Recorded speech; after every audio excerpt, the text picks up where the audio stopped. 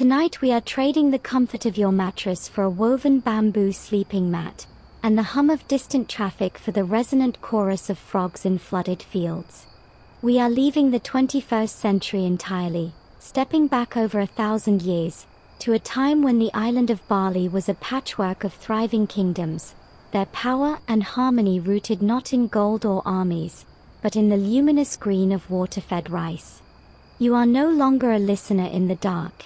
You are a farmer, a member of a subak, the ancient communal water management cooperative that is the true heart of this society.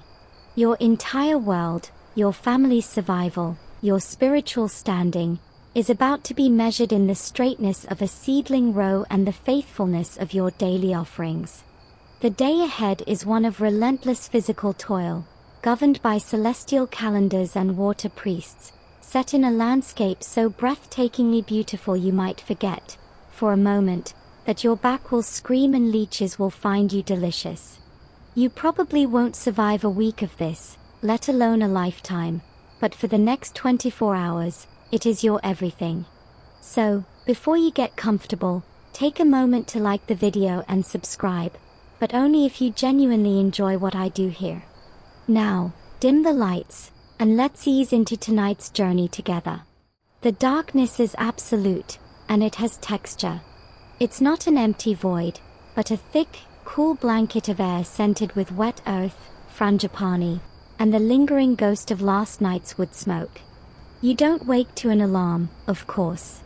You are pulled from sleep by a sound that is both human and elemental, a deep, resonant, rhythmic calling that cuts through the damp air.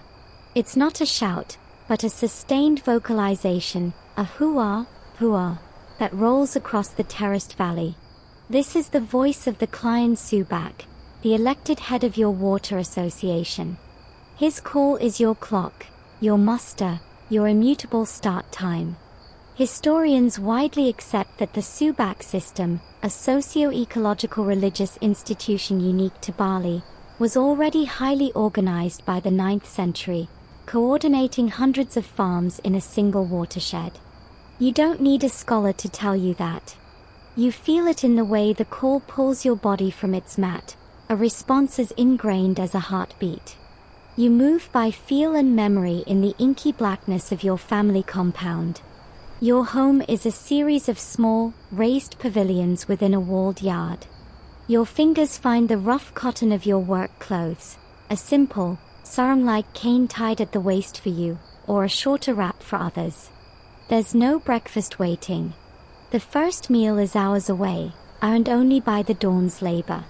You splash your face with cold water from a clay jar, the shock a brutal but effective baptism into the day.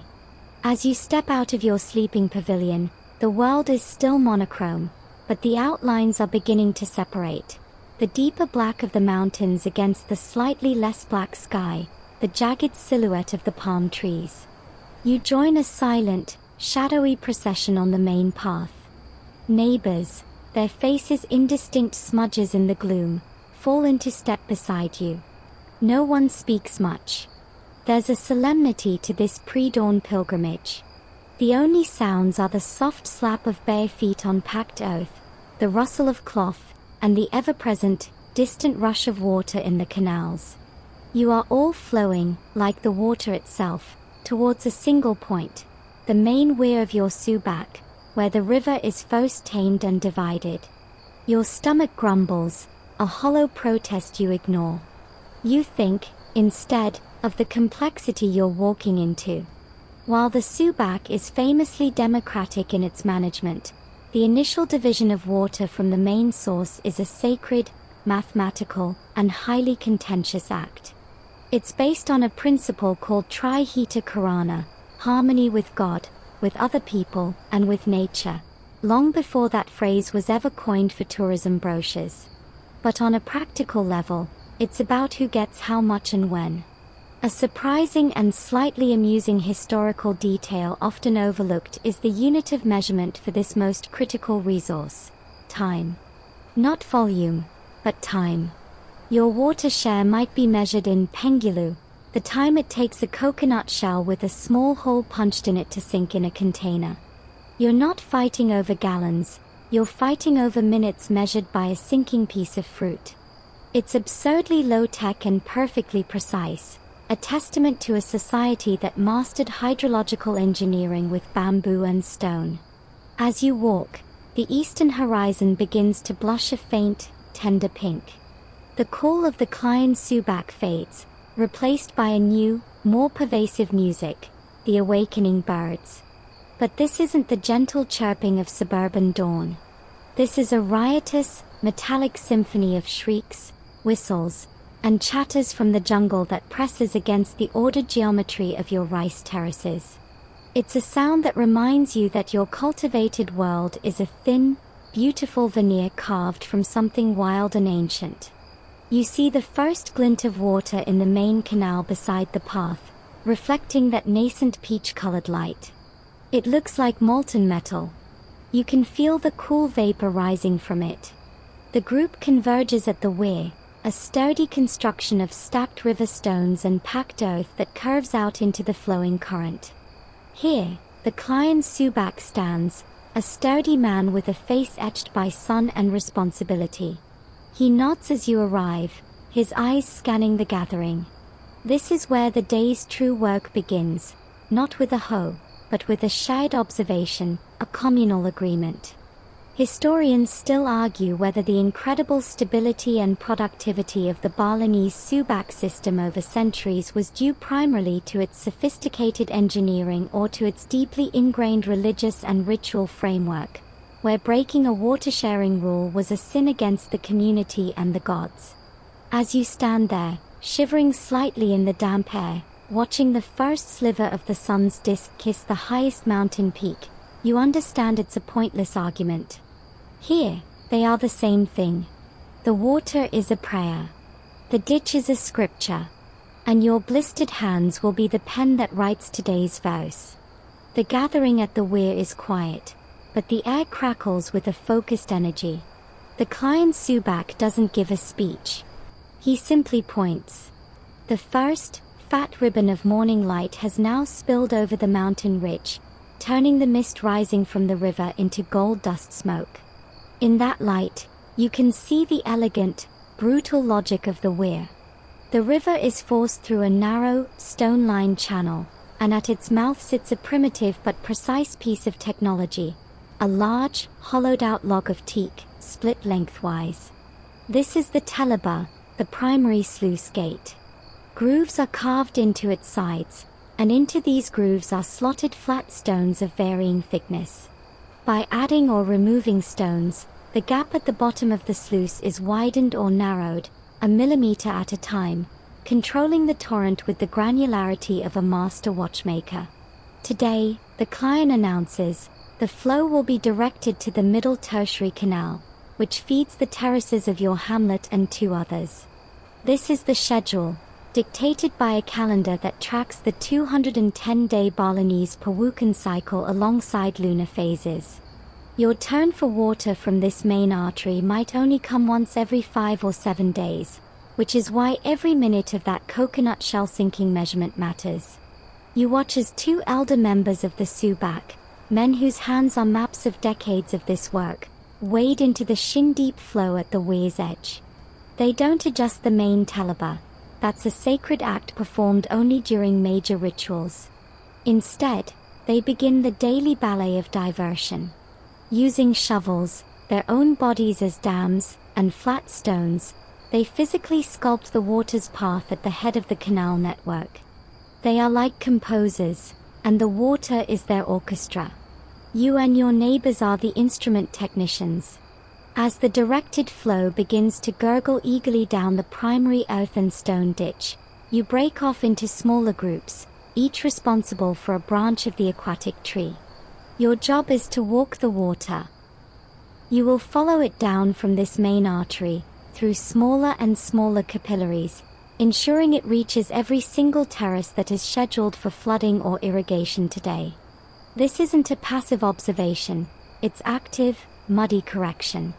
You carry a short-handled hoe, a Pacific, whose iron blade is polished smooth from use. The first part of the walk is almost pleasant. The main canal is wide enough to walk beside on a well-trodden bank. The sound of the water is cheerful, a constant companion. You see the history of your community etched into the landscape. The canals are lined in places with ancient stones, worn round by centuries of flow, their joints holding without a speck of mortar. Historians note that the Subak system's longevity is a testament to its adaptive management, but seeing it, you realize it's also a testament to sheer, stubborn maintenance. Every stone in that wall has been placed, and replaced, by someone like you. But soon, you must leave the easy path. The canal branches.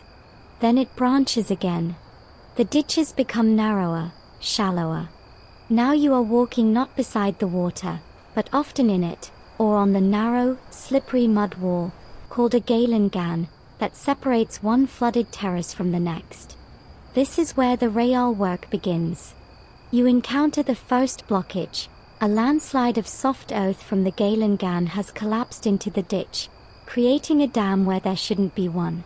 The water is already backing up, pooling uselessly. You slide down into the channel, the cool water soaking your cane instantly. You use your hoe to slice into the collapsed mud, then your hands to scoop and fling the heavy, wet clods back up onto the wall. It's messy, strenuous work. A leech, thin and dark as a sliver of night, finds your calf. You pinch it off with a practiced flick of your thumbnails, a minor nuisance. The surprising detail here isn't the leech, that's expected, but what you might find in the mud you're moving. As you rebuild the wall, you might incorporate a piece of broken pottery, a worn stone tool fragment from a farmer 1,000 years ago. The Balinese rice terraces are a living archaeological site, constantly churning up the debris of endless cycles of planting and mending. You are quite literally building the present upon the physical fragments of the past. After clearing the slide, you face the opposite problem, a breach. A section of the mud wall of a terrace has grown weak, and water is seeping through in a worrisome trickle. If it blows out, it could drain the terrace below and undermine the wall itself. This requires more than a quick fix. You need new material. You wade into the already flooded terrace beside you, feeling with your feet for the right consistency of mud. You sink up to your knees, bending to dig out great, dripping handfuls of the heavy, blue-gray clay. You carry it, a sloshing, cold burden, to the breach and press it into the gap, smoothing and patting it like a potter working on a colossal, fragile vase. This is the essence of the work. You are not just guiding water, you are sculpting the very earth to hold it. As you work, you pass the simple, elegant infrastructure that makes it all possible: bamboo pipes.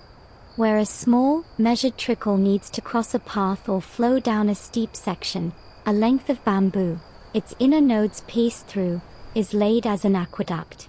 The sound of water trickling through bamboo is one of the defining sounds of your world, a peaceful, hollow gurgle. You check each one, clearing leaves or a confused frog from its mouth. Historians still argue whether the astonishing sophistication of this irrigation system was developed independently in Bali or was influenced by much older agricultural techniques brought from India or Java through cultural exchange.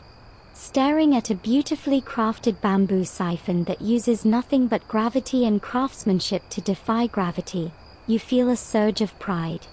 It seems born of this place, of this specific need to make water run uphill across 1,000 miniature plateaus. Finally, after 2 hours of this muddy, meticulous labor, you witness the moment of payoff. You stand at the highest terrace in your family's plot. You've cleared the last feeder ditch. You watch as the silver thread of water you've been nurturing finally spills over the lip of the inlet, a tiny waterfall only an inch high, and begins to spread across the dark, empty bed of the terrace. It doesn't rush. It creeps, a slow, deliberate invasion, darkening the parched earth, pooling in the low spots. It will take hours to fill. But you've done your part. The water has arrived. The stage is set. And now, Before you dare step into that waiting mud, you have a crucial, non-negotiable appointment to keep. The tools of worship are as important today as the hoe in your hand. Your feet, caked in the grey mud of the canals, make a soft, sucking sound as you climb the short, steep path from the highest terrace to the edge of your family compound. The water is flowing. Your physical duty to the community's lifeline is done for this moment. But a more personal, more intimate duty now calls. You cannot, you must not, step into your family's rice paddy to begin the day's planting until you have secured permission. Not from the Client Subak, from a higher authority. At the northeastern corner of your compound, in the area considered most sacred because it points toward the island's great mountain, Gunungaigung, stands your Sangha Kemulan, the family shrine. It's not a building, but a series of intricately carved brick and coral altars, tiered like miniature mountains, housed within a small, open pavilion. The thatched roof is dark with age and smoke. This is where your family's ancestors reside, where the gods are invited to visit, and where the spirit of the rice itself, the benevolent and beautiful goddess Duishri, is honored above all. You approach not with haste, but with a deliberate, weary reverence. The fierce morning sun is now fully above the ridge, warming your muddy shoulders. Inside your main living pavilion, your mother or your wife has already prepared the day's offerings.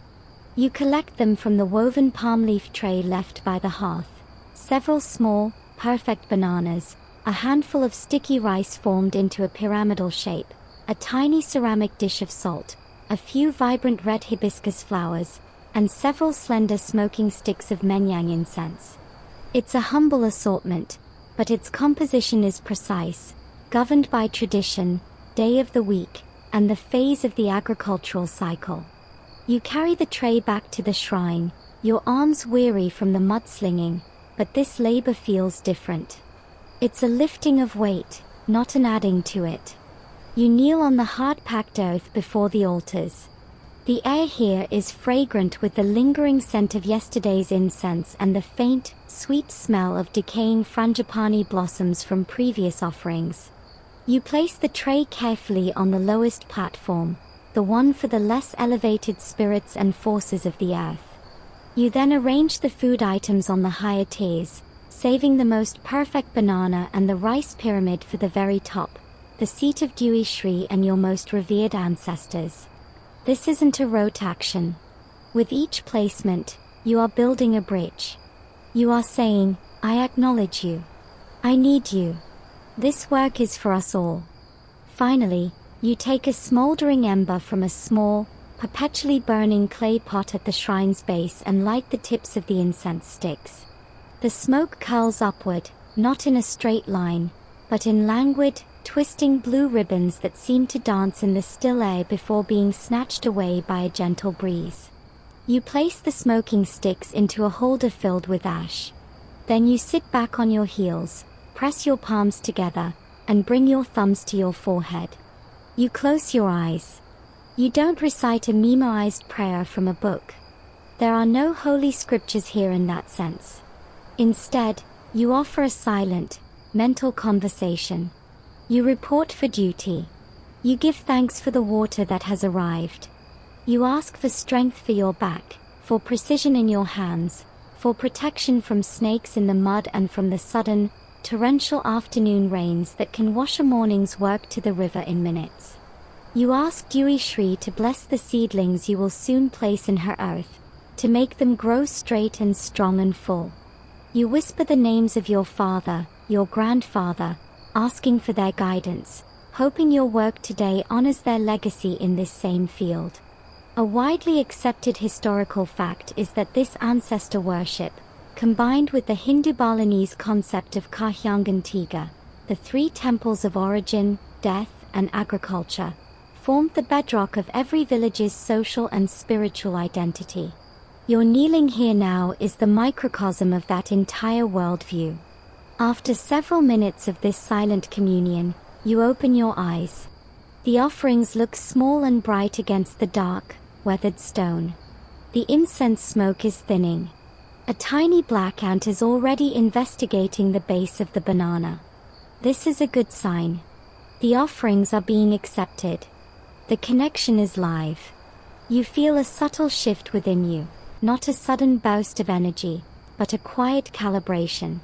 The frantic, community-focused work of the water walk is over. The slow, patient, singular work of the Paddy is about to begin. You are now in the right mind, the right spirit, to step into the mud. But before you rise, your eye catches on something tucked beside the main altar. A small, crudely carved stone figurine, worn smooth by generations of touch. It's a stylized figure, holding what might be a tool.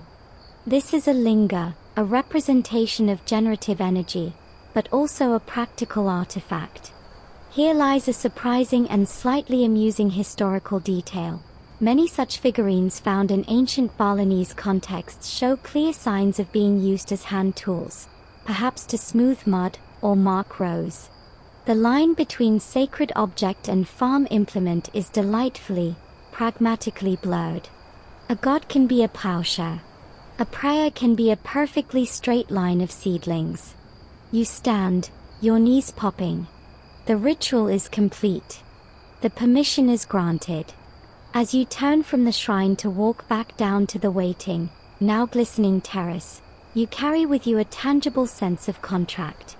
You have given your respect and your modest gifts. In return, you are allowed to enter the goddess's domain and work her body, the earth. It is a relationship of profound reciprocity. Historians still argue whether the legendary harmony of the Balinese landscape was achieved because the religion served the agriculture, or because the agricultural needs shaped the religion into a uniquely place-based form of animism and Hinduism. Kneeling here, with the smell of wet mud and incense mingling in your nostrils, the question feels academic, a distinction without a difference. The faith is the fertilizer. The ritual is the irrigation. And you, with your tired muscles and focused mind, are the point where it all becomes real. You pick up your seedling basket from where you left it by the path. The green shoots within look fragile, desperate for the earth. It's time to give it to them. The basket of seedlings is a vibrant shock of green against the monochrome world of water and mud. You carried it down from the nursery plot this morning, a gentle swaying mass of life that now sits on the Galen Gan, the narrow mud wall of your terrace. You look at the flooded field before you. The water you guided here has done its work, turning the hard-baked earth of the dry season into a deep, soft, chocolate-brown pudding. It's about calf deep, and its surface is a perfect, still mirror, reflecting the blue sky and a single, puffy cloud. It looks tranquil, inviting even. It is a liar. This is where you earn your title as a farmer. Not with the communal water management, not with the pious offerings, but with this, the art of the mud walk. You roll the hem of your cane up a few more inches, tying it tighter at your waist. There's no graceful way to do this. You sit on the Galen Gan, swing your legs over, and slide your feet into the cool, silky ooze. The first sensation is not of wetness, but of the earth itself giving way, a slow, swallowing suction that grips you to the mid-shin. You pull one foot forward. It doesn't slide. It plows. A gallon of mud must be displaced with each step.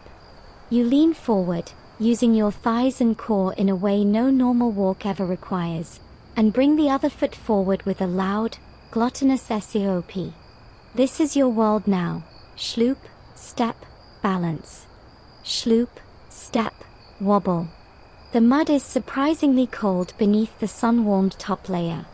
It seeps between your toes, a constant, intimate kiss from the earth. You are not walking on the bottom, you're walking in the medium itself. Every step requires a calculation of balance, of weight distribution. Lean too far forward, and you'll plunge your hands in to catch yourself. Lean back, and you might sit down abruptly in a very cold, very undignified bath. The basket of seedlings, which you now lift and carry in the crook of one arm, becomes a treacherous counterweight. A widely accepted historical fact is that the specific techniques of wet rice cultivation, including this punishing mode of locomotion, diffused across Southeast Asia from mainland China over millennia, but in Bali, it found its most exquisite and terraced expression. Your burning thigh muscles are a testament to a centuries-old technological transfer. You make your way to the center of the terrace, leaving a chaotic wake of swirling mud and bubbles behind you. This is where you'll begin. You set the seedling basket down on a small, makeshift platform of woven bamboo you left floating here yesterday. Now, you must create order from this liquid chaos. From a pocket in your cane, you pull 2 long, taut strings of woven palm fiber, each tied to a sharpened stick. You wade to one side of the terrace and jam the first stick into the mud bank, then reel out the string as you stumble wade backwards to the opposite side, pulling it taut before planting the second stick. You now have a perfect guideline. You do the same, parallel, about 2 feet away. The strings hover just above the water's surface, creating an invisible grid. This is the framework for your canvas. But to paint it, you need to move. And moving is the whole battle. You discover the tricks. If you slide your foot more slowly, it creates less drag, but requires more sustained strength. A quicker, jerking motion can free you from a particularly sticky patch, but risks a catastrophic loss of balance. You learn to use your stationary leg as a pivot, twisting your body from the hip to reach the next planting spot without lifting your foot. It's a clumsy, exhausting dance. Every muscle in your legs, your abdomen, your lower back, begins to sing a chorus of protest. A leech finds your other calf. You ignore it for now. The mud, you realize, is also full of surprises. Your toes brush against something smooth and round, a river stone. Something skitters away from your foot, a tiny crab, a denizen of this flooded world. You are not alone in here. And here comes a lesser-known, slightly amusing historical reality: the constant battle against the very water you worship. While the Subac is brilliant at delivery, the terraces themselves are prone to minor, daily sabotage. The soft mud walls are perpetually crumbling, eaten by water insects and burrowing eels. But one of the most persistent pests, from an ancient farmer's perspective, is the humble frog. Not because it eats the rice, but because its enthusiastic burrowing and swimming can create miniature tunnels that weaken the Galangan. You'll spend almost as much time gently patting down these amphibian-made potholes as you will planting. It's a slow, quiet war of attrition against a creature whose nightly chorus you find beautiful. The irony is not lost on you as you smooth over a fresh frog hole with the side of your foot. After what feels like an hour but is only 20 minutes of this grueling navigation, you are sweating profusely, a stark contrast to the cool mud on your legs. Your breathing is heavy. The sun, now climbing higher, beats on the back of your neck. But the grid of strings is laid. You are positioned. You reach for the first handful of seedlings from the floating basket. Their roots are a delicate white tangle, their leaves a hopeful green. This is the moment of transformation. The mud walk was the preamble. Now, the real art begins. As you pinch a single seedling from the cluster, your fingers muddy, you think about the debate historians still have, whether the back-breaking, intensive labor of wet rice cultivation was the engine that created Balinese society's famous communal cooperation, or if the pre-existing communal spirit made this form of agriculture possible. Stuck in the middle of a field, with your thighs trembling and a frog staring at you from a mud bank, the answer seems obvious. It's both.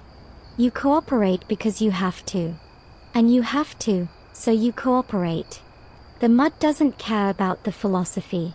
It just holds you, challenges you, and waits for you to plant something in it. The seedling in your fingers is almost impossibly delicate. A slender stem, 2 tender green leaves no longer than your thumbnail, and a wispy halo of pale roots. It looks like it would blow away in a stiff breeze.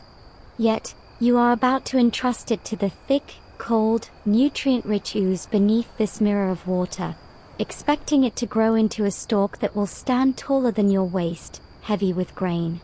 This act, repeated thousands of times a day, is the absolute core of your existence. It is an act of faith as much as agriculture. You position yourself between your two guide strings. Bending from the waist, you submerge your right hand, fingers together, into the mud. The cold is a shock each time. You push down until your knuckles are buried, then twist your wrist slightly to create a small, neat hole. You pull your hand out with a soft pop. With your left hand, you take a single seedling and gently place its roots into that perfect, muddy socket. Then, with your right hand again, you pinch the mud closed around the base of the stem, applying just enough pressure to anchor it, not enough to crush it. You don't pat it. You settle it. The first one is done. You shuffle sideways, your feet making thick, reluctant sounds in the mud. The strings dictate the grid, one plant every hand's width. You bend again. Push, twist, pull. Select, place, pinch. The rhythm is hypnotic, a slow, methodical metronome set against the background symphony of birds and distant voices. Bend. Plant. Shuffle. Bend. Plant. Shuffle. Your world shrinks to the square of mud between the strings, to the dance of your hands from basket to water to earth. The physical toll is brutal and specific. It's not your legs that scream now, though they are merely maintaining a permanent, semi-squatting tremble. It's your lower back. A deep, hot ache begins to build just above your hips, a foundational complaint that will be your constant companion for the next 6 hours. Each bend is a weight lifted by a column of muscle not designed for this angle, for this duration. You straighten occasionally, arching backwards, pressing your fists into the small of your back, hearing vertebrae crackle like wet rice stalks in a fire. The sun, nearing its zenith, pours down unfiltered. Sweat drips from your brow, your nose, your chin, creating tiny expanding circles on the water's surface around your waist. You wipe your face with the back of a muddy wrist, which only creates a gritty paste on your skin. But within the pain, there is a profound, focused peace. The repetitive action stills the mind. You aren't thinking about the tax collector, or the dispute your neighbor has over a boundary stone, or the upcoming temple festival. You are thinking about the hole, the seedling, the pinch. You become an assembly line of one, a biological machine inserting life into the matrix. Your eyes learn to judge the depth by feel, the spacing by instinct. A widely accepted historical fact is that this transplanting method, as opposed to simply scattering seed, allows for better spacing, reduces competition, and makes weeding possible, leading to dramatically higher yields. Your aching back is the direct reason your family will eat next season. You are not alone in the field. All across the shimmering mosaic of terraces, you see the same bowed figures, moving with the same slow, painful grace. It's a synchronized meditation of labor. Occasionally, a voice will call out, a joke about someone's crooked line, a warning about a particularly soft patch of mud that will swallow you to the knee. Laughter echoes across the water, a brief, human relief from the grind. You shower water skin with the farmer in the terrace above you, heaving it up to you on a long pole. The water inside is warm, tasting of bamboo and clay, but it is life itself. As you work, your submerged hands discover the hidden life of the paddy. Your fingers brush against the slick, sinuous body of an eel, which darts away in a cloud of mud. You encounter the hard, spiral shell of a freshwater snail, which you carefully move to the side. This brings us to a surprising and slightly amusing historical detail. The Balinese rice terrace was never just a rice factory. It was a designed ecosystem, an early form of integrated aquaculture. Those eels, snails, And small fish are not just interlopers, they are part of the plan. They eat pests and their waste fertilizes the plants. Later, they will become protein for your family. Your paddy is a farm, a pond, and a trap all in one. So when your fingers disturb a tiny, panicked fish, you're not annoyed, you're pleased. It means the system is alive. Bend. Plant. Shuffle. The basket on its floating platform grows lighter. Your row grows longer, a line of tiny green spears standing at attention in the brown slurry. There is a deep satisfaction in looking back at a completed section. It is order imposed on chaos, life charted on a grid. But the satisfaction is fleeting, swallowed by the vastness of the unplanted field ahead. Historians still argue whether the incredible social cohesion of ancient Balinese villages was due to the shade, visible product of this labor, the stunning, green terraced landscape, or the shade, invisible experience of the pain required to create it. As you straighten up for the 100th time, your vision swimming slightly from the headrush, and see your neighbors in identical poses of temporary relief, you suspect it's the pain. Shad beauty is a privilege. Shad backache is a brotherhood. You reach the end of your first set of strings. You wade, with immense effort, to the bank to retrieve them and move them over for the next swath. The process begins again. Push, twist, pull. Select, place, pinch. The sun climbs higher. The shadow you cast directly beneath you becomes a small, dark puddle at your feet. The morning is gone, consumed by the mud, given to the seedlings. And your stomach, long past ignored, begins to clench with a hollow, demanding ache. The physical need for fuel is about to trump the spiritual need to plant. But first, you must finish this row. The last seedling of your row slips from your muddy fingers into its appointed hole. You pinch the mud closed around it with a final, gentle press. For a moment, you just stand there, bent over, hands on your knees, breathing heavily. The water around you is no longer a perfect mirror. It's a cloudy soup stirred up by your 1,000 shuffling steps, littered with flecks of organic debris and crisscrossed with the subtle wakes of underwater life. You are a disturbance in this field, but a necessary one. As you slowly, painfully straighten your spine, you become aware that you are not the only active creature here. Your labor has stirred the universe beneath the surface into a frenzy of opportunity. You wade back to the Galangan to retrieve the midday meal bundle left for you. But before you climb out, you pause, chest deep in the cloudy water, and just watch. The field is breathing. Tiny bubbles of methane, released from the decomposing matter in the mud, rise and pop with soft, almost inaudible plinks. A water strider skates across the surface tension, its feet creating perfect, dimpled shadows on the bottom. Then you see the real movers, a sinuous, dark shape, about as long as your forearm, glides past your thigh. It's a balut, a rice paddy eel. It's not afraid of you. You are just another large, clumsy feature of its landscape. It noses into the mud wall near where you were just planting, its pointed head disappearing into a hole, its body undulating as it hunts for worms or insects disturbed by your work. This is the unseen economy of your paddy. The flooding didn't just soften the earth for planting, it activated an entire food web. Small, silvery fish called sepat dart in the shallows near the banks, feeding on algae and insect larvae. The snails you moved aside are diligently scraping algae from the base of the newly planted seedlings, performing the first weeding of their lives. Even the leeches, now fat and dark on your legs, are part of it, a blood tax you pay to the ecosystem.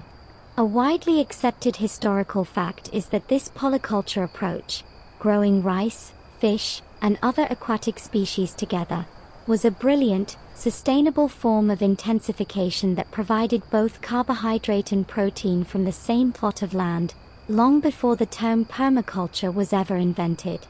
Your field is a living larder. You haul yourself onto the galangan, the sun-baked mud warm and solid under your palms, a welcome contrast to the cold suction below. You sit, legs still dangling in the water, and unwrap the leaf-wrapped bundle.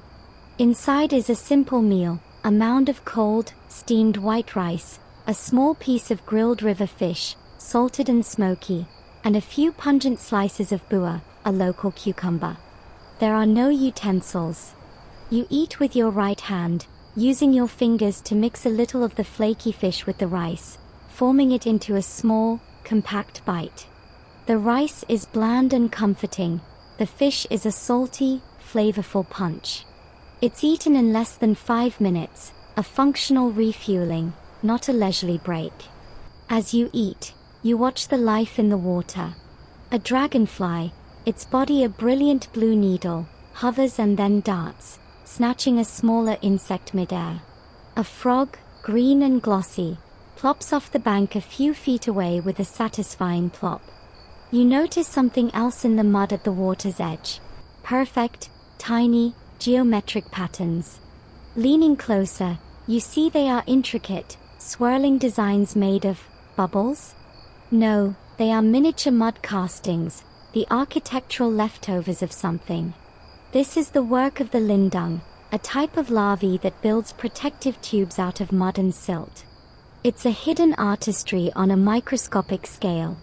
The surprise here isn't just that these creatures exist, but that your ancestors didn't just tolerate them, they understood their roles. They knew which insects were pests, which were cleaners, and which were food.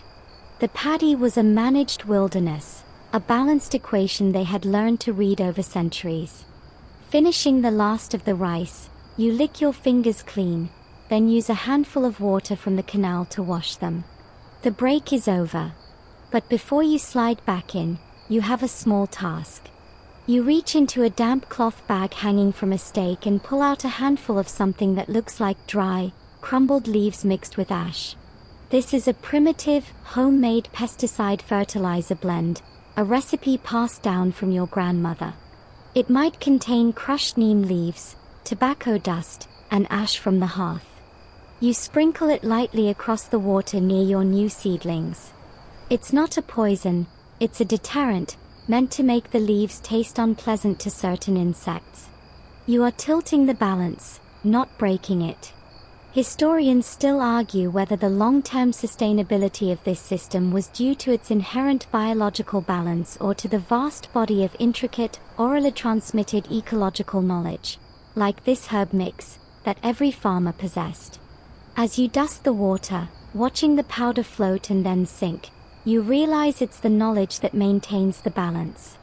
You are the conscious steward of this tiny, wet world. You slide back into the mud with a groan. The coolness is a shock again, but your muscles have stiffened during the short break, and they protest anew. The afternoon stretch looms, a vast expanse of bending and planting. But as you take your first shuffling step back to your floating seedling basket, you glance at your morning's work. Those first seedlings, just a few hours in the ground, already seem to stand a little taller, their leaves reaching for the sun. They've taken hold. The connection is made. Root to mud, stalk to sky. You pick up the next clutch of green threads. The field hums with life around you, beneath you. You are not just planting in mud. You are inserting stitches into a living, breathing fabric. The sun has passed its zenith, but its heat has only intensified, transforming the air above the paddies into a visible, wavy shimmer. The cool, deep mud that was a relief this morning now feels like a tepid bath, and the water on your skin evaporates instantly, leaving a fine, itchy crust of salt and dried silt. You've been bending and planting for what feels like an eternity, your body moving on a well-oiled, deeply painful autopilot. The rhythm is everything, the schloop step, the bend, the push-twist-pull of the hand, the pinch. Your mind has drifted to a numb, gray place, registering only the next seedling, the next hole. A sound cuts through your trance. Not the call of a bird or the croak of a frog, but the distinct, melodic ringing of a small bronze bell, followed by a cheerful, high-pitched shout. Jaja! Laklak! You straighten up, one hand pressed into the small of your back, and squint towards the path that runs along the upper terrace. There, under the generous shade of a sprawling woang tree, a woman has appeared. She carries 2 wide, shallow baskets suspended from a pole across her shoulders. She is the mobile snack vendor, and her arrival is as scheduled and welcome as the morning water. You look around. All across the terraces, other bowed figures are also straightening, turning, and beginning to wade towards the banks. The collective break is not mandated, but it is universally observed. The social contract of shared labor includes shared respite. You make your way to the Galangan, moving with the stiff-legged gait of someone who has been in the mud for 5 hours. You haul yourself out and sit heavily on the dry, sun-warmed path, letting your feet dangle in the water of the canal to rinse off the worst of the mud. The vendors' baskets are a treasure trove of simple, starchy delights. There are jaja, small, colorful cakes made of steamed rice flour and coconut, often dyed a bright green with pandan leaf or a vivid pink from, well, you don't ask. There are laklak, thicker, coin-sized pancakes with a faintly bitter, herbal taste from the suji leaf. She also has slices of sweet, ripe jackfruit and small packets of roasted peanuts wrapped in banana leaf. This is not a meal, you already had that, but a vital sugar and carbohydrate boost, a psychological lifeline. You trade a few small, worn coins of Chinese copper cash or a handful of raw rice from your home store for a selection of cakes. The currency here is as fluid as the irrigation. You find a spot in the dappled shade of the woang tree, your back against its rough bark. A dozen other farmers from your hamlet and the neighboring ones settle around, a circle of weary, mud-spattered bodies. For a few minutes, no one speaks. There is only the sound of chewing, of satisfied sighs, of someone slurping water from a shade coconut shell. The sweetness of the jaja is intense, almost cloying, but it floods your system with a wave of grateful energy. It's the best thing you've ever tasted. Then, the talk begins. It starts with the weather, always. The unrelenting heat of today, the clouds building over the western mountains that might promise, or threaten, an afternoon downpour. Then it moves to the work. The mud in the lower terrace is like glue this season, grumbles an older man, his fingers kneading his knee. You need a water buffalo just to pull your foot out. Someone else complains about a family of rats they discovered nesting in the Galangan, a serious threat to the young roots. This sparks a discussion of remedies, setting woven bamboo traps, or getting a good cat. This is where the village news flows, faster than the irrigation canals. You hear that the blacksmith's son has gone to study with a priest in the highlands. That a traveling storyteller from Java is expected before the next full moon. That old man sucker's prized rooster was taken by a hawk, and the ensuing lamentations could be heard 3 villages over. It's gossip, but it's also the nervous system of your community, transmitting vital social information. A widely accepted historical fact is that these informal gatherings at field edges were crucial for the dissemination of not just news, but agricultural techniques, seed varieties, and rulings from the latest Subak Council meeting. It was the ancient, analog internet, powered by sweat and coconut cakes. A surprising and amusing historical tidbit emerges in the chatter. The deep, often humorous rivalry between different Subak groups, or even between upper and lower terraces in the same system. It's joked that the farmers of the higher terraces, who get the water first, are water greedy and slow to open the downstream gates, while the lower terrace farmers are mud dwellers who live with everyone's runoff. It's all in good fun, but it underscores the delicate, negotiated balance of the entire system.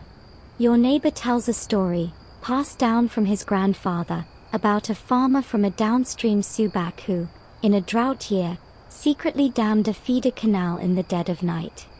He was caught, and his punishment wasn't a fine paid to a king, but a ritual obligation to provide offerings for the next 3 temple ceremonies for the entire community, a spiritual shame that far outweighed any material cost.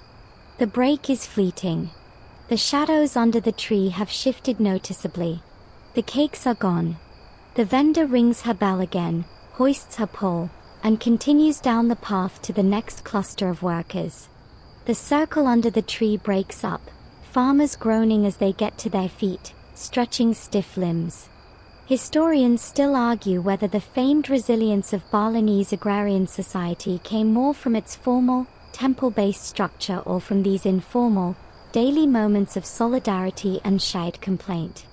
As you exchange a wry, knowing look with the farmer whose terrace borders yours, a look that says, "Back to the abyss," you feel the truth. The temple gives you the law.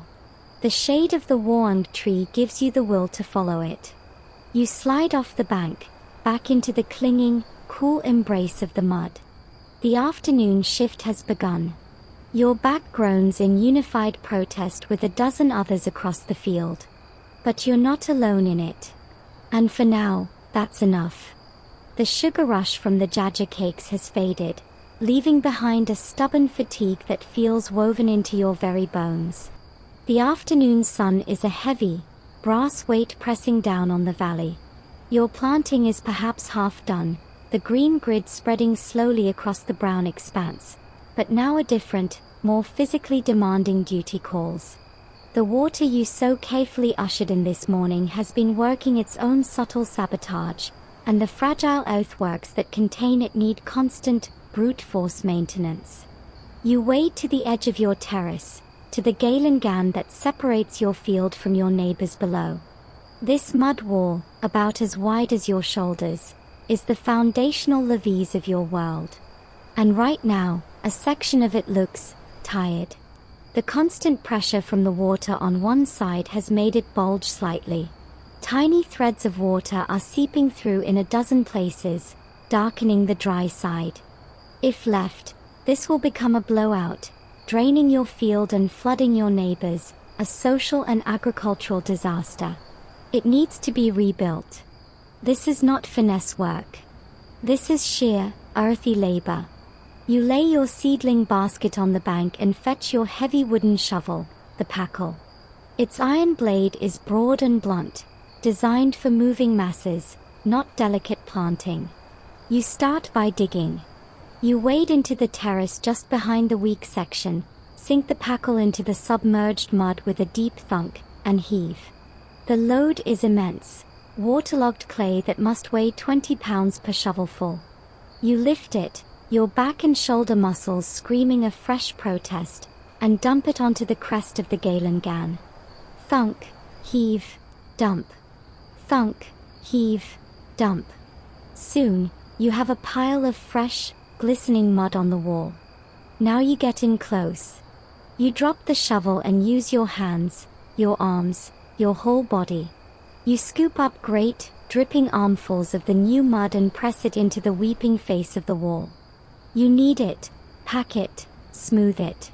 You work it like a potter wedging clay, driving out air pockets, sealing every potential leak. The cold, slick material oozes between your fingers. You are becoming an extension of the earth itself, a self-repairing mechanism for the landscape. A widely accepted historical fact is that the maintenance of these terrace systems required an enormous collective investment of labor, estimated to be far greater than the initial construction. You are living that fact, one backbreaking shovelful at a time. After reinforcing the wall, you turn your attention to the water flow within your own terrace. The gentle sheet of water coming in from the bamboo inlet pipe is not spreading evenly. It's pooling in a depression on one side. You need to sculpt the submerged bed of your paddy. Using your feet, you feel for the low spots. Then, you wade over, bend down, and using your hands and a small wooden scraper, you move mud from a higher area to fill the depression. It's like grading a road, but you're blind, working by touch under cloudy water, and the road is made of soup. It's frustrating, meticulous work. A mosquito whines in your ear. You slap at it, leaving a streak of mud on your temple. Then you hear a sharp crack from the terrace above you, followed by a cows. You look up to see your neighbor, Wyan, wrestling with a bamboo pipe. The joint where one length of bamboo siphon meets another has worked loose, and water is spraying out in a wasteful, parabolic arc. He gestures to you. You clamber up the Galangan to help. This is the other side of terrace engineering, not just mud, but plumbing.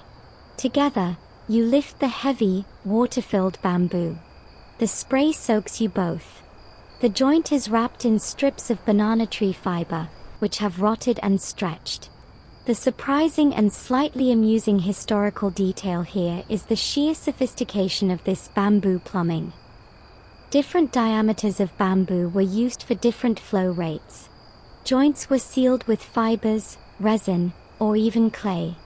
There were even simple gate valves made by sliding a wooden peg into a hole in the pipe. It was a resilient, renewable, and repairable technology that any farmer could understand and fix.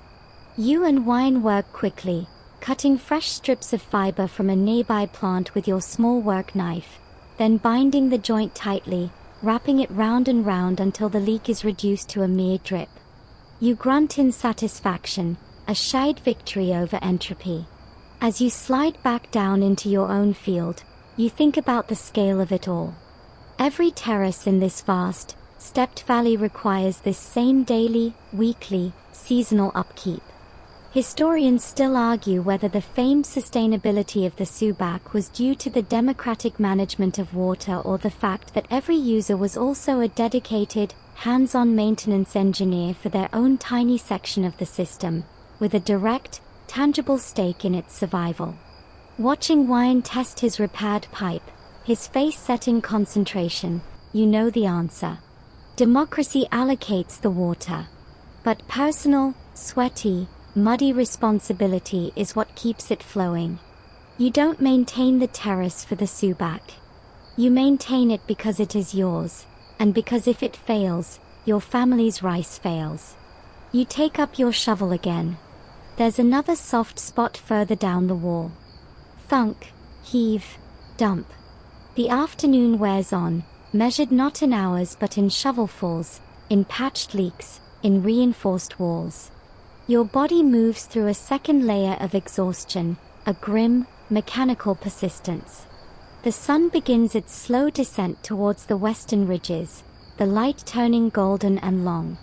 Your shadow stretches out across the water, a giant, distorted version of yourself. You are tired, filthy, and sore in places you didn't know could be sore. But as you stand back and look at your repaired Galangan, solid and straight, and hear the quiet, controlled trickle of water through the bamboo, you feel a primal, profound satisfaction.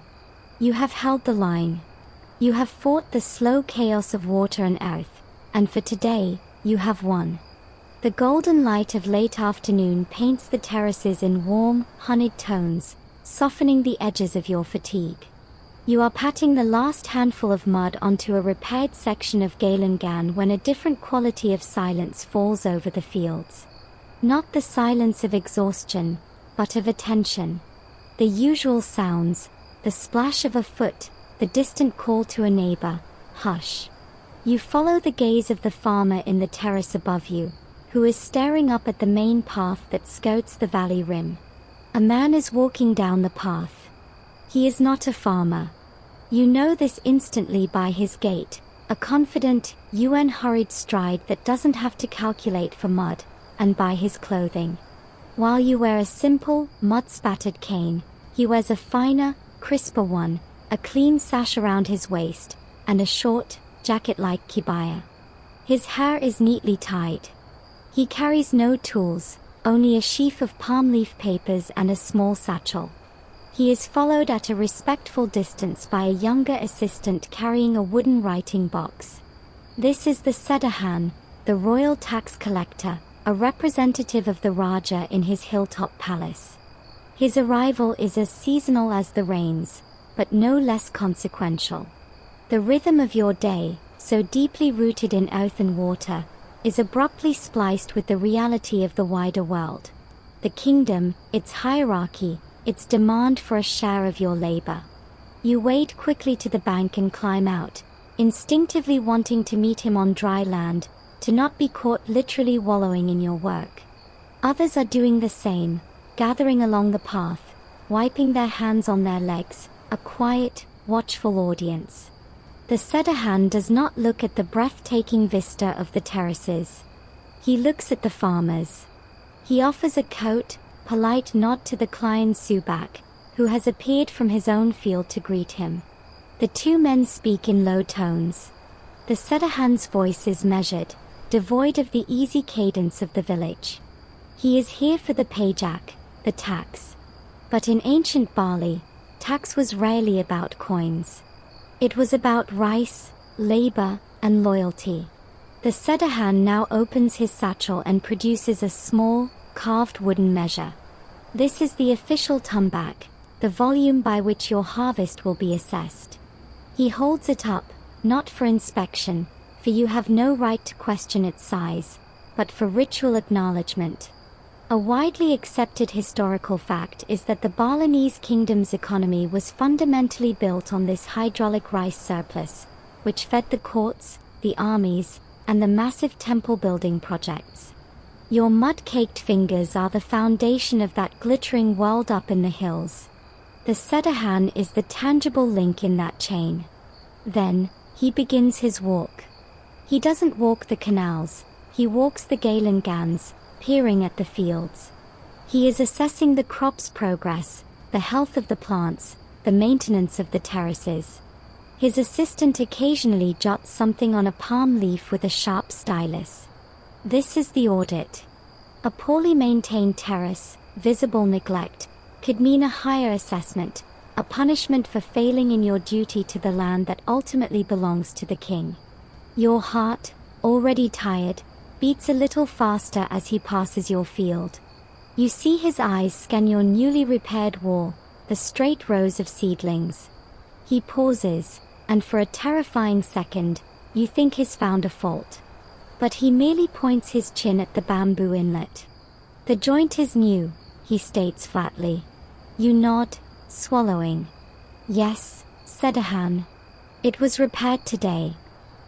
He grunts, a non-committal sound, and moves on. The surprise here, often lost in tales of oppressive taxmen, is the Sedahan's own precarious position.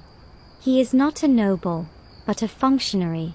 If he assesses too lightly and the palace's storehouses are low, he will be blamed. If he assesses too harshly and causes unrest, he will be blamed. His dry, officious demeanor is a shield. He is as bound by the system as you are, just in a cleaner set of clothes. He finally stops at a central point and addresses the gathered farmers. His announcement is formulaic.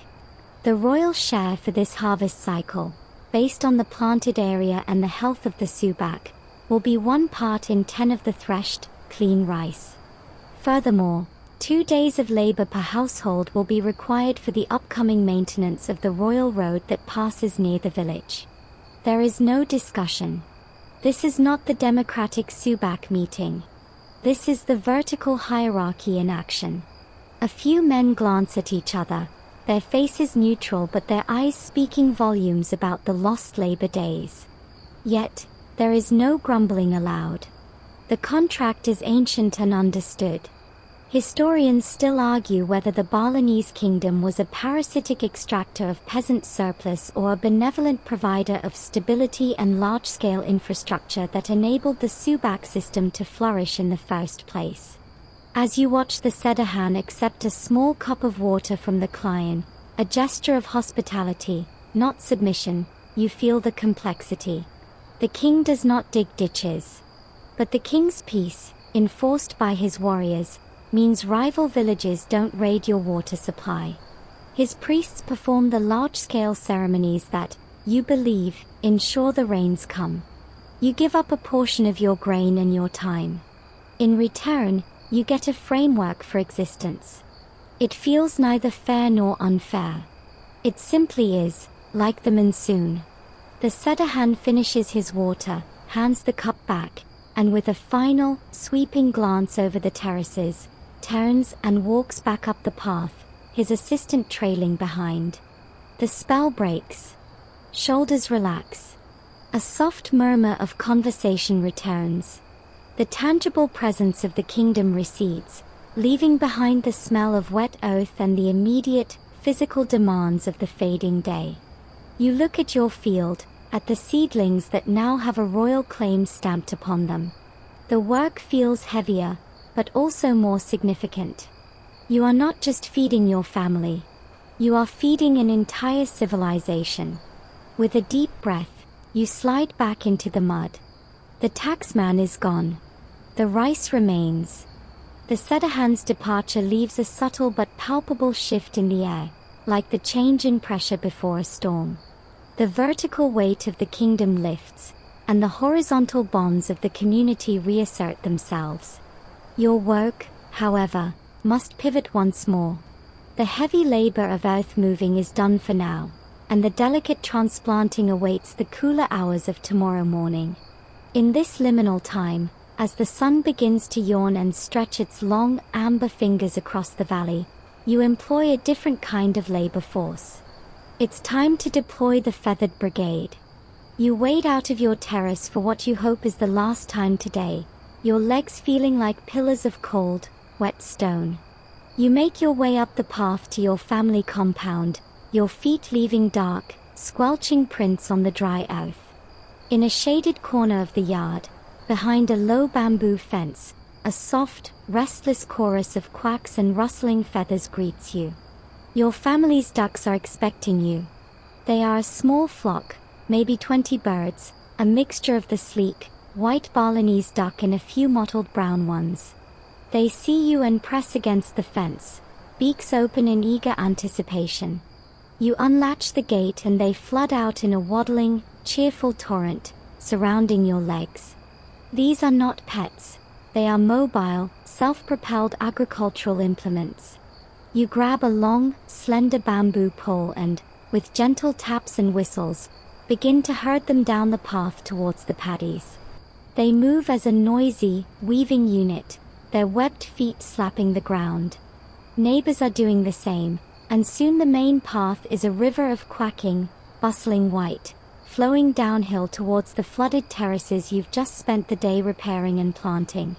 This is not just about letting the ducks stretch their legs. This is a calculated, vital phase of paddy management. You guide your flock to a terrace that was planted a few weeks ago, where the rice stalks are sturdier, about knee-high. You open a temporary gap in the galangan and shoo the ducks in.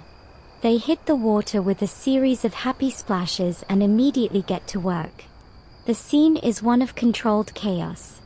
The ducks dive, their rear ends pointing to the sky, rummaging in the mud. They are eating snails, insects, weed seeds, and tadpoles, all the pests that threaten the young rice. Their frantic paddling stirs up the water, oxygenating it and mixing nutrients. And, of course, as they eat and swim, they produce a constant, gentle rain of manure, a rich, natural fertilizer that seeps directly into the paddy's ecosystem. It's pest control, aeration, and fertilization in one noisy, efficient package. A widely accepted historical fact is that this integration of duck herding, known as itik, was a cornerstone of sustainable Southeast Asian rice farming for centuries, a perfect example of closed-loop agriculture long before it became a modern ideal. You lean on your bamboo pole, watching them work. The weariness in your body is deep, but there's a contentment in this moment. It's a passive kind of labor. You are a supervisor, a shepherd. The ducks are doing what they love, and in doing so, they are loving your rice. You see other duck herders along the banks, also leaning on poles, sharing tired smiles. A surprising and amusing historical detail is that these ducks were often considered a form of living currency and a key part of social rituals. A flock might be given as a bride price, or as a fine for a minor community infraction. Their value was in their constant, walking, or swimming, utility, not just in their eventual eggs or meat. Your flock represents your family's wealth and their vital role in the cycle. As the ducks forage, you notice their impact. The water, which was clearish earlier, becomes cloudy with stirred up nutrients. You see them squabble over a particularly fat snail. One duck emerges with a wriggling water insect, which is quickly snatched by another in a flurry of splashes and indignant quacks. They are ruthless, efficient little machines. And they are also, admittedly, a bit ridiculous, their serene gliding interrupted by sudden, frantic butt-up dives. It's hard not to chuckle. After about an hour, when the duck's enthusiasm begins to wane and they start to preen lazily on the galangan, you round them up. They are heavier now, full of a day's worth of pests. You herd them back towards home, but you take a different route, leading them along the edges of fallow fields and grassy patches. This is their second course, a salad of greens and grasses, diversifying their diet. Historians still argue whether the incredible efficiency of Balinese rice farming was due more to the technological marvel of the terraces and water temples, or to these kinds of integrated, multi-species practices that squeezed every possible bit of synergy from the land. Standing there, watching your fattening ducks waddle through the evening light, the answer feels holistic. The terraces are the stage. The water temple is the director. But the ducks, the fish, the eels, they are the supporting cast that makes the lead performer, the rice, shine. You corral the ducks back into their pen, where they immediately settle into a contented, gabbling huddle. You scatter a handful of cracked rice and vegetable scraps for them as a reward. Their work is done. Yours is nearly finished. The sky is now a deepening indigo in the east, with streaks of orange and purple holding on in the west. The air is cooling rapidly, carrying the rich, damp scent of the paddies and the smoky promise of hearth fires from the village. The quacking fades into the background, replaced by the first, tentative chirps of evening insects. You put the bamboo pole away. Your body feels hollowed out, a vessel drained of all energy. But as you look at your well-fed ducks and, beyond them, the ghostly green of the terraces in the twilight, you know the work has been good. The circle, for today, is closed. The ducks are settled, their soft nighttime muttering a gentle hum from the pen. You should go straight home, to the hearth and the waiting meal. But your day, which began in the dark at the communal weir, must end with the community as well. There is one more gathering, one more piece of social and hydraulic machinery to engage with before you can truly rest. You turn your feet not toward the smoke of your own compound, but back down the path towards the heart of your subak, the water temple, the Pura Yulin Suwi. This temple is different from your family shrine. It's larger, more imposing, set on a slight rise overlooking the confluence of several main canals. Its ornately carved brick gateways, topped with mossy stone skulls, stand open. In the fading light, the thatched roofs of its several pavilions are dark silhouettes against a lavender sky. You are not alone on this path. Other farmers from your sector of the irrigation system are converging here, moving with the same weary, satisfied gait. There are no women or children. This is the domain of the Subak members, the men who work the water. The mood is quiet, focused, but not solemn. It's the sound of a board meeting at the end of a long fiscal day. You enter the temple courtyard, your bare feet on the smooth, worn stone feeling alien after a day of mud. You take a seat on the long, low benches that line the open-sided bale, the meeting pavilion. A small oil lamp is lit, casting a wobbly orange glow on the faces of the gathered men, faces etched by sun, streaked with dried mud they haven't yet washed off. The client Subak sits at the head, looking as tired as anyone, but his eyes are sharp. The meeting begins without ceremony. The first order of business is the water. Each member reports from their section: a breach successfully patched here, a sluggish flow there, a request for a longer water turn for a terrace that is being prepared for a second crop. The client listens, nods, makes mental calculations. This is real-time systems management. A dispute arises. Farmer Ketut from the upper terrace is accused of taking half an hour more than his allotted share, causing the tail-end farmer, Old Man Sucker, to have a dry patch. Ketut argues a bamboo pipe was blocked, slowing his fill. Voices rise, but not in anger, in the intense, practical frustration of people whose survival depends on precision. The client listens to both sides, then proposes a solution. Ketut will help Old Man Sucker repair his inlet tomorrow, and his own next water turn will be shortened by 15 minutes. It's a judgment based on restorative justice, not punishment. Grudging nods all around. The matter is settled. Next, the upcoming festival. In 2 weeks, at the full moon, the major ceremony for Dewi Shri at this temple will take place.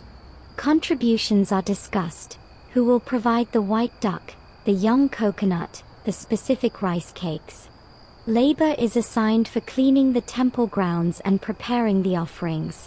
This is not a religious abstraction, it's logistics. The health of the crop depends on the pleasure of the goddess, and the goddess is pleased by a well-executed ceremony. A widely accepted historical fact is that these water temples formed a networked hierarchy across Bali, coordinating planting schedules to optimize pest control and water use across whole watersheds, a system so effective it has been studied by modern engineers. You are sitting in a node of that ancient, ecological internet. Then comes a more surprising topic, one that reveals the Subak's role as a full-spectrum community institution. The son of a member has expressed desire to marry a girl from a neighboring village. The Subak will collectively discuss the marriage offer and the bride price, not as family, but as the young man's economic and social backing. His family's standing within the Subak, their reliability, their work ethic, is part of the negotiation. Your tired voice joins the murmurs of approval. He's a hard worker, a good boy. The Subak's endorsement is granted. As the meeting winds down, the talk turns to the royal tax collector's visit. There are grimaces, but also a pragmatic assessment. The labor duty for the road is noted. The client reminds everyone that a well-maintained road benefits the Subak too, allowing them to get their surplus rice to market. He reframes the extraction as a mutual, if unequal, exchange. It's a skillful piece of leadership, turning resentment into resigned acceptance. Historians still argue whether the Subak's autonomy was a check on royal power or a convenient tool for it, a way to organize tax collection and labor from the bottom up. Listening to the client navigate the tension between the king's demand and the community's need, you see it is both. The Subak buffers you from the crown's direct whims, but it also ensures the crown's will is done. The final item is the celestial calendar. A priest from the main village temple, who has been sitting quietly in the shadows, now speaks. He confirms the upcoming auspicious days for the next phase of work. His voice is soft, but it carries the weight of tradition and astronomy. The meeting concludes not with a vote, but with a consensus that is felt in the room. There is no banging of a gavel, just a collective exhale. You stand, your stiff muscles protesting. As you file out of the temple courtyard with the others, you pause at the gate and look back. The small lamp still glows in the bale, illuminating the now empty benches. The intricate stone carvings of water serpents and lotus flowers are just shadows. The temple has done its work for the day, just as you have. It has channeled human disputes, coordinated action, and reaffirmed the spiritual contract. You turn for home, the social water having been, for now, successfully managed. The only thing left to tend is your own hunger, and your own hearth. The path home from the water temple is a sensory decompression. The formal, stone-lined world of the temple courtyard gives way to the soft, packed earth of the village lane, flanked by high bamboo fences and the dark shapes of compound walls. The deep blue of evening has fully settled, but it's not yet the black of true night. The sky is a fading bruise, and the first defiant stars are pricking through in the east. You walk slowly, your body a catalogue of aches, each with its own distinct signature. The hot bone in your lower back, the dull throb in your shoulders, the cool, stiff soreness in your thighs from 1,000 mud steps. But your senses are awake, drinking in the village as it settles into night. From behind one fence comes the rhythmic thok-thok-thok of a woodcarver finishing a piece by lamplight, the sound clean and precise against the evening's soft noises. From another, the warm, metallic smell of a smithy that has only just gone cold, the forge banked until dawn. You pass the open front of a family compound and see the flicker of a hearth fire, illuminating the faces of a woman weaving a basket and children playing with a stick and hoop. The air is laden with smells, the pungent scent of fermented shrimp paste from a kitchen, the sweet perfume of night-blooming jasmine, the ever-present, comforting odor of wood smoke and damp earth. You are moving from the purely masculine, communal sphere of the Subak back into the domestic, familial sphere. The transition is marked by sounds and sights. You hear the gentle, hypnotic practice of a gamelan melody from the youth pavilion, a few young men rehearsing for the upcoming temple ceremony, the bronze keys of the gangsa sounding like frozen rain. You see an old woman sitting on her doorstep, meticulously rolling the day's last offering, a tiny canoe made of banana leaf, filled with flowers and a pinch of rice, ready to be set afloat on the household shrine's water vessel. Your own compound gate appears in the gloom. You push the woven bamboo door open and step into the private world of your family. The space feels different at night. The various pavilions, the sleeping bale, the kitchen pane, the raised granary, are dark shapes against the starry sky. But in the open-walled central pavilion, the Bale Daja, a small fire burns in a clay hearth, its light dancing on the thatched roof and the intent faces of your family. Your wife, or your mother, looks up from where she is stirring a clay pot. She doesn't smile, the greeting is more practical. "The water is hot," she says, nodding towards a large earthenware jar sitting near the fire. Your children, if you have them, might scramble up, not for an embrace, but to take your muddy Pacifican basket, to carry them to the cleaning area. There is a quiet efficiency to the welcome. Your day of visible, external labor is over. Theirs, the cooking, the cleaning, the child-minding, the weaving, has been different but no less full, and it now enters its final phase, integrating you back into the fold. You strip off your soaked, filthy cane, leaving it in a muddy heap. Using a coconut shell dipper, you pour warm water from the jar over your head and shoulders. It's not a bath, it's a ritual sluicing. The water runs brown off your body, carrying the day's physical memory into the drainage ditch. You scrub with rough sand and a bit of ash, scouring the mud from your skin, the leech bites, the grit under your nails. The warmth seeps into your muscles, a fleeting kindness. You dry with a coarse cotton cloth and put on a clean, dry cane. The transformation is profound. The farmer is shed like a skin. You are a husband, a father, a son again. Clean, you join the family at the hearth. The meal is simple, steamed rice, of course, a small dish of stir-fried fern tips with garlic, a fiery sambal of crushed chilies and tomato, and a shad bowl of fragrant fish broth.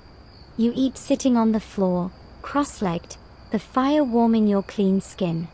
Conversation is quiet, practical. You might mention the tax collector's visit, the decision at the Subak meeting. Your wife might tell you about the progress on the new roof thatch, or that the neighbor's daughter has started her first menstruation, a significant community event. It is a transfer of information, a weaving together of the day's separate threads. Historians still argue whether the division of labor in ancient Balinese society was strictly patriarchal or more complementary, with women holding significant economic and ritual power within the domestic and market sphere. Sitting here, watching your wife not only serve the food but also clearly manage the household's resources, plan for the temple ceremony contributions, and direct the children's chores, the question seems off the mark. The subak is your realm. The compound is hers. Both are essential kingdoms. The surprise, perhaps, is in the small, shared rituals that blur the lines. After the meal, it is your wife who might prepare the tiny evening offering for the household shrine, but you will place it. The spiritual maintenance of the home is a joint duty. The meal ends. The fire is banked. The children are ushered to their sleeping mats. The sounds of the village are fading now. The woodcarver has stopped. The gamelan practice is over. Only the eternal chorus of frogs from the Paddies remains, a booming, rhythmic sound that is the heartbeat of the night. You are exhausted, your body already preparing for the same ordeal tomorrow. But as you sit in the darkening pavilion, listening to the familiar breath of your sleeping family, the deep, soul-crushing fatigue is mingled with something else, a granular, earned peace. You have met every demand the day placed on you, from the gods, the king, the community, and the earth itself. For a few hours, until the client subak's call cuts the dark again, you are allowed to simply be. The cycle is complete, and you are still in it. The hearth fire is now just a nest of pulsating embers, casting a faint, ruby glow that barely reaches the edges of the pavilion. The village outside your compound walls is silent, save for the ever-present, oceanic rumble of frogs. But within your family, the day's final ritual of connection is not sleep, not yet. It is story. Your grandfather, or perhaps a visiting elder uncle who no longer works the fields but whose wisdom is a stored harvest, settles himself on the worn bamboo mat near the fading warmth. The children, who should be asleep, wriggle closer, their eyes wide and dark in the low light. You yourself settle back against a wooden post, your body grateful for the immobility, your mind ready to be transported. The old man doesn't announce a title. He simply begins, his voice a dry, whispering reed, yet carrying the weight of generations. Before there were terraces, there was only the wild mountain, he says, his eyes seeing not the dark ceiling but some ancient, internal landscape. And the water from the mountain ran where it wished, to the sea, without giving life. He tells the story of the founding of your subak, a tale that is part history, part myth, and entirely theology. He speaks of a revered holy man, a Rizi, who meditated on the ridge above this very valley. The gods, pleased with his austerities, gifted him a vision. They showed him the skeleton of the land, the hidden paths water would gladly follow if only it were asked politely and guided with respect. The Rizi descended and gathered the scattered families who hunted and foraged here. He did not command them to build. Instead, he performed a ceremony, planting a sacred banyan tree where the first water temple now stands. From its roots, he said, the understanding would grow. The story weaves practical lessons into divine narrative. The Rizi taught the people how to read the contour of the land, how to build the first simple weir with river stones. But crucially, he also established the first rule: the water belonged to no one, and to everyone. It was a gift from the mountain gods, and to take more than your share was to steal from the gods and your neighbor in a single sin. A widely accepted historical fact is that many subak trace their origin myths to just such a charismatic religious figure, blending the introduction of irrigation technology with the establishment of a moral and spiritual order. The system's legitimacy comes from heaven, but its maintenance is a human test. The old man's tale takes a turn into the slightly amusing and cautionary. He tells of a man from the early days, a strong and clever farmer named Kadek. Kadek, the story goes, figured out how to build a hidden siphon to steal water from the terrace above his. His rice grew tall and green while his neighbors languished. For a season, he prospered. But the gods, and the eels, were watching. The old man's voice drops to a conspiratorial whisper. The eels in Kadek's paddy, acting as agents of Dewi Shri, grew fat on his stolen water, but also restless. One night, they burrowed not just in his walls, but under his house, weakening the foundations. The next time the rains came, his house collapsed into the mud. His family was unharmed, but his greed was laid bare for all to see. His punishment was not violence, but shame and the loss of his home. He had to be absorbed as a laborer into another family's compound, a fate worse than poverty. The children listen, rapt. The lesson is clear. The ecosystem itself will enforce the rules. Cheat the water, and the very creatures of the paddy will become your downfall. The story wins on, describing the first election of a Klein Subak, not the strongest warrior, but the most fair-minded listener. It describes the first major conflict with a downstream village over water, resolved not by fighting, but by building a larger, shared temple to oversee a new, fairer way. The history of your community is presented not as a series of battles or kings, but as a series of hydrological problems and their spiritual practical solutions. As the old man speaks, your heavy-lidded eyes watch the embers breathe. Historians still argue whether these foundation myths are faint memories of actual historical events, the arrival of new agriculturalists or priests, or purely symbolic stories created later to justify the social order. Lying in the dark, the distinction melts away. The story is true because it explains your world. It tells you why you wake in the dark, why you share the water, why you repair your neighbor's wall as if it were your own. It provides the reason for the rhythm that owns your life. The myth is the instruction manual for the terraces. The old man's voice slows, the story reaching its inevitable conclusion. The establishment of the cycle, the harmony that persists if, and only if, everyone remembers the lessons of Kadek and the Rizi.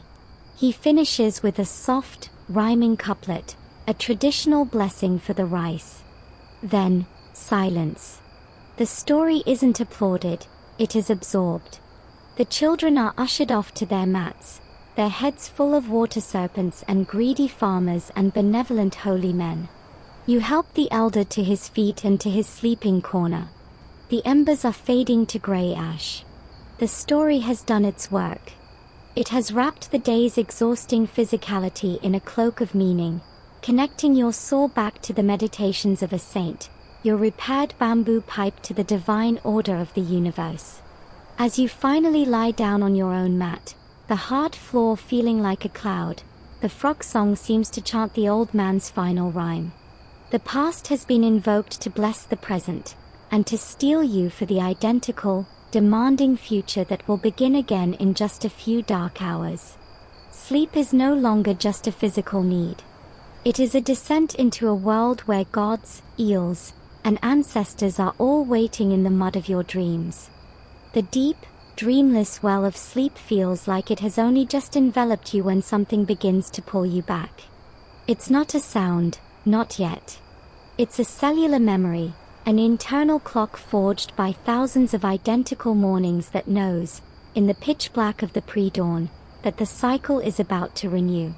You float for a moment in that blissful, weightless ignorance between worlds, the soreness in your body a dull, distant echo. For a few stolen heartbeats, you are nobody, a blank slate in the dark. Then, the first layer of reality reasserts itself, the smell. The pervasive, cool scent of wet earth and night-blooming flowers that seeps through the bamboo walls of your pavilion. It's the smell of the world outside waiting, patient and eternal. Next comes the feel, the thin, woven mat beneath you, the coarse cotton of your sleeping sheet, the pleasant ache that has settled into your muscles like a sediment, proof of yesterday's labor. Finally, the sound arrives. Not the Klein Subak's call, that is still moments away, but the prelude. The frog's chorus has diminished, replaced by the first, tentative chirps of waking insects. A single, bold rooster crows from a compound down the lane, a statement of defiance against the night. Another, farther away, answers. Soon, they will become a ragged, competitive symphony, but for now, it's a solitary proclamation that time is moving forward. You open your eyes. The darkness is still absolute, but it's a different dark than the deep void of midnight. It has a texture, a potential. If you strain, you can just make out the darker rectangle of the pavilion's open doorway against the slightly less black sky. You lie still, listening to the soft, rhythmic breathing of your family around you. This is the last fortress of peace, the final private moment before you are reclaimed by your duties. Your mind, unprompted, begins a silent inventory. You think of the seedlings you planted yesterday. Are they holding? Did you press the mud firmly enough around their tiny roots? You think of the repaired section of Galengan. Did the new mud settle and bond overnight, or will it be soft and vulnerable? You mentally walk the water channels, anticipating where a night-born debris of leaves might have caused a blockage. This mental rehearsal is as much a part of the work as the physical labor. A widely accepted historical fact is that the success of intensive rice cultivation required not just muscle, but an encyclopedic, constantly updated mental map of every square foot of one's land, its drainage, its soft spots, its sun exposure. You are planning your day before your body has even left the mat. You think, too, of the stories from last night. The cautionary tale of Kadek the water thief swims up from your memory. It was just a story for the children, and yet, you find yourself checking your own conscience. Did you, in your exhaustion, take a shortcut yesterday? Did you perhaps nudge a stone to let a little more water linger in your terrace as you left? The myth works its subtle enforcement, a moral audit in the quiet dark. Outside, the roosters are in full rivalry now. The insect chirps have multiplied into a shimmering curtain of sound. And then, as inevitable as the tide, it comes. The long, low, resonant hoo-ah, the Klein Subak's call. It doesn't startle you. It simply confirms what you already knew. The night's reprieve is over. You hear the soft rustles as others in your family begin to stir. You sit up, the movement triggering a cascade of cracks and creaks from your spine. You swing your legs off the mat, your feet finding the smooth, cool packed earth of the floor. The transition is seamless. There is no groggy reluctance, no desperate wish for 5 more minutes. That luxury does not exist in your world. The call is a part of you, like your own heartbeat. To resist it would be to resist the toning of the seasons, the flow of the water, the needs of your family and your community. You stand, a shadow among shadows in the dark pavilion. You reach for your work cane, the same one you washed last night, now stiff and dry. You tie it on. The actions are rote, performed by touch. You are already, in your mind, at the weir. You are already feeling the cold water of the canal on your shins, already gauging the morning's light on the mountains. Historians still argue whether the relentless, dawn-to-dusk labor cycle of the ancient farmer was a form of brutal oppression by the demands of the state and the soil, or if it provided a profound, unambiguous sense of purpose and place that modern life often lacks. As you step out of your pavilion into the cool, fragrant darkness, the question holds no tension for you. It is not either/or. It is both and. The work is brutal. It is also your identity, your contribution, your prayer. The oppression and the purpose are the same thing. You take a deep breath of the pre-dawn air. It tastes of possibility, of work yet undone, of a promise that must be earned anew every single day. You join the other shadows on the path, falling into step. You do not speak. You are all walking back into the same story, ready to inscribe today's line in the mud. The cycle does not ask for your enthusiasm, only your presence. And you give it, willingly, because within that cycle is everything you are. The sky is beginning to bleed a faint, watery gray in the east. Another day for the rice. Another day for you. The second dawn is a quieter echo of the first. You stand once more at the weir with your neighbors, watching the Client Subak and the elders perform the same silent, precise sculpture of water with stones and earth. The same silver thread is directed down the main canal. The same journey begins. But everything is different. Yesterday, you were a student of the day, learning its rhythms anew after the night's forgetfulness. Today, you are a veteran. Your body knows the weight of the mud, the angle of the bend, the burn of the sun. Your mind knows the sequence: water walk, offering, mud walk, transplant, repair, ducks, meeting, hearth. It is a known liturgy, and you are a practiced acolyte. You follow the water again, but your corrections are swifter, more intuitive. You clear a leaf-clogged ditch with 3 efficient scoops of your hand. You spot a soft spot in a galangan before it weeps, reinforcing it with a few quick shovelfuls of clay dug from the bank. The work is no less hard, but it is smoother, your movements economized by the deep memory in your muscles. You are not fighting the process, you are flowing with it, a human extension of the irrigation system itself. You make your morning offering at the family shrine with the same reverence, but the silent conversation is shorter. The requests are more specific: strength for the lower back, clarity to spot the rice borers that might be hatching, a blessing on the newly transplanted seedling's first full day in the earth. The incense smoke seems to rise straighter, your focus sharper. You are already in the rhythm. Back in your terrace, the mud welcomes you like an old adversary turned grudging partner. The shocking cold is familiar now. The sucking grip on your feet is expected, its resistance calculated into each step. You wade to the floating basket, its remaining seedlings still a bright green hope against the brown. You begin again.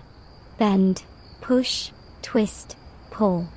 Select, place, pinch. The rhythm re-establishes itself, a meditation in motion. The sun climbs the same arc. The sweat drips from your nose into the same water. But there is a peace in this repetition. The uncertainty of the new is gone, replaced by the certainty of task. You are not wondering what comes next. You are simply doing what you know must be done, and in that knowing, there is a strange, hard-won freedom. You watch the world of the paddy with a more knowing eye. You see not just an eel, but a fat one, which means the ecosystem is rich. You spot the distinctive feeding damage of a caseworm larva on a leaf from the older terrace and make a mental note to pick them off later. The integration is complete. You are not just working in the landscape. You are reading it, a living scroll written in water, mud, and green shoots. The afternoon brings the same heat, the same repairs, the same herding of the enthusiastic, quacking ducks. The water temple meeting in the evening covers similar ground: disputes over minutes of water, preparations for the festival, the mundane yet sacred administration of a shared life. The walk home is through the same symphony of wood carving and gamelan and smoky hearths. The washing, the meal, the quiet family talk, all are echoes, but richer for their familiarity. And as you lie down on your mat at the end of this second day, the frog chorus booming once more, you feel not the stunned exhaustion of the first night, but a deep, organic tiredness, the kind that comes from being fully used. Your body is not a collection of complaints, but a tool that has been properly wielded. Your mind is not frantic, but settled, filled with the day's concrete realities, the feel of a sturdy seedling, the sound of a well-tuned water flow, the sight of a repaired wall holding firm.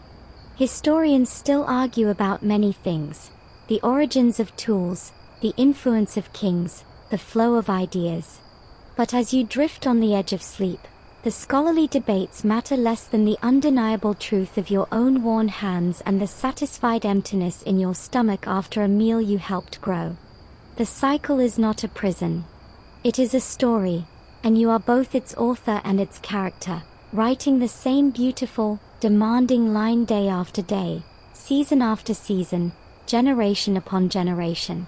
The promise of the rice is a promise of return, of continuity. And as sleep finally takes you, you know, with a certainty beyond thought, that you will answer the call again tomorrow. Not because you must, but because you are part of it, and it is part of you. The mud is in your soul, and the green of the shoots is the color of your purpose. The images begin to soften at the edges, the vivid greens of the terraces blurring into a gentle watercolor wash. The specific aches in your back, the precise chill of the mud, the sharp scent of incense, they all start to recede, not into nothingness, but into a warm, generalized memory of effort and fulfillment. The rhythmic calls of the frogs and the Klein Subak blend into a distant, soothing hum, like the sound of the ocean heard from far away. The intricate, demanding world of the Subak, with its water shares and bamboo pipes and social contracts, unravels from a tight, complex knot into a simple, beautiful pattern, the pattern of care. You cared for the water, cared for the earth, cared for the plants, cared for your family and your community.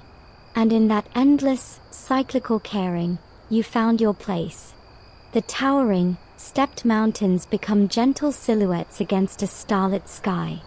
The hard-packed earth of the path becomes soft underfoot. The voices of the elders telling stories melt into a comforting murmur, their words no longer distinct lessons but a blanket of wisdom wrapping around you. Let the feeling of the cool, clean cane after the washing replace the memory of the mud. Let the fragrance of the evening rice, simple and nourishing, be the last scent you recall. You have lived a full turn of the wheel. You have tended the earth, honored the gods, and strengthened the bonds that hold a world together. There is no more required of you tonight. The paddies are sleeping. The water is flowing silently in its appointed channels. The ducks are tucked in, the tools are put away, the offerings have been accepted. Your work, for now, is gloriously, completely done. So let the weight of that good work press you gently down into rest, not as a burden, but as an anchor, holding you safe in the deep, quiet harbor of the night. Let your breathing slow to match the slow, patient breath of the sleeping island. You are part of its dream now, and it is part of yours. All is well. All is as it should be.